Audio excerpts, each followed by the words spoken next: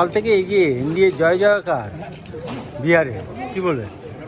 দেখুন, আজকে 2024-এ আমরা কলিঙ্গ জয় করেছি, 2025-এ আমরা অঙ্গ জয় করছি, 26-এ আমরা বঙ্গ জয় করব। নরেন্দ্র দামোদর দাস মোদীর নেতৃত্বে সারা ভারতবর্ষে এনডিএর জয়ধ্বজা ছুটে চলেছে। আজকে যারা কিনা বলতো যেটা গোবলায়ের দল, তাদেরকে শোনা উচিত যে আমরা নর্থ ইস্ট থেকে শুরু করে সমস্ত জায়গায় ভারতীয় জনতা পার্টি এবং এনডিএর যারা শরিক আছেন তাদের জয় জয়কার হচ্ছে। আজকে এটা খুব প্রত্যাশিত ছিল, কারণ আপনারা জানেন যে এখানে যারা হারলো তারা অ্যাকচুয়ালি দুর্নীতিগ্রস্ত রাজনৈতিক দল, তারা হারলো।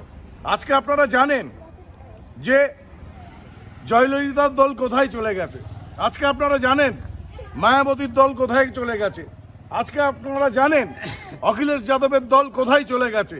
তেমনি পাশাপাশি আরজেডি লালু প্রসাদের যে দুর্নীতিগ্রস্ত দল, তারাও আজকে কিন্তু করুণ পরিণতির দিকে যাচ্ছে, বিহারে থেকে হারিয়ে যাচ্ছে।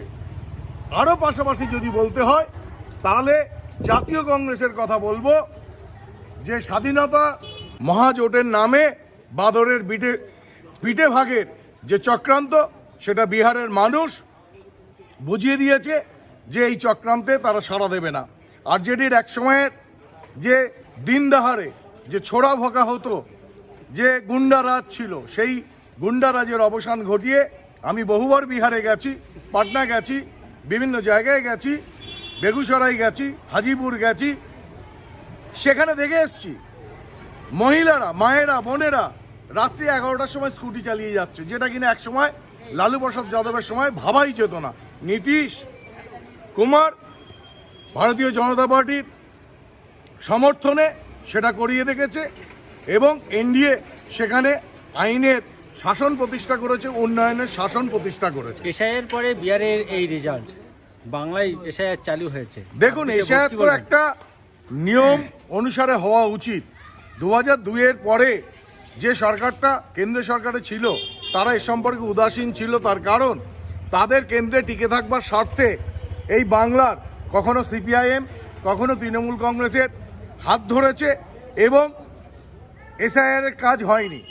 21-এর পরে হওয়ার কথা ছিল লোকগণনার সাথে সাথে, কিন্তু আপনারা জানেন কোভিডকালে সেটা হয়ে ওঠেনি। এখন সেটা হচ্ছে। নির্বাচন কমিশন স্বতন্ত্র স্বশাসিত সংস্থা, তারা করছে।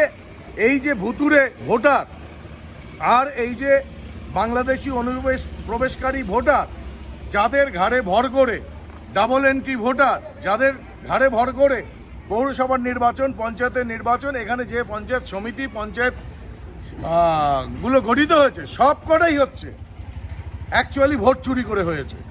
বাংলায় যদি নির্বাচন দেখেন 21 থেকে আজকে 25 পর্যন্ত যে কটা নির্বাচন হচ্ছে সব কটাই ভোট চুরি হয়েছে। অনুপ্রবেশকারীদের উপর ভর করে, ডাবল এন্ট্রির উপর ভর করে, মৃত ভোটারদের উপর ভর করে। আমার বাবা মা মারা গেছে 2013 সালে, আমার বাবা মারা গেছে, অথচ আমি দেখছি 25 সালে